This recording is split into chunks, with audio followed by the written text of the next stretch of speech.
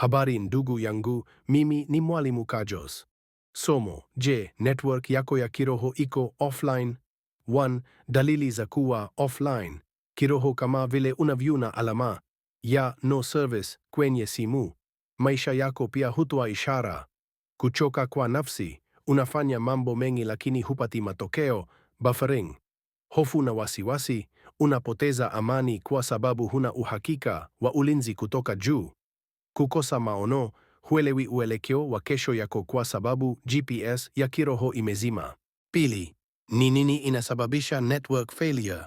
Kuna mambo matatu yanayoharibu mawimbi yako: noise, kelele za dunia, sauti za mitandao ya kijamii, malalamiko na presha za maisha zinazidi sauti ya Mungu ndani yako.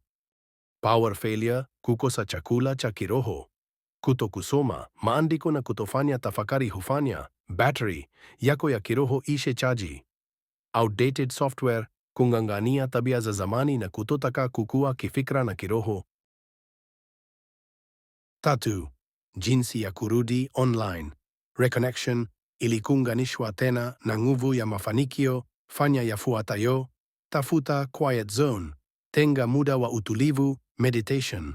Hapa ndipo unapo sync nafsi yako na ulimwengu wa roho. Update maombi yako. Maombi si kulalamika, ni kupokea maelekezo. Data download. Washa hotspot ya imani. Amini kuwa mafanikio yako yamekwama kwa sababu ya muunganiko, si kwa sababu huna uwezo. Ukirekebisha network, kila kitu kinaanza kuflow.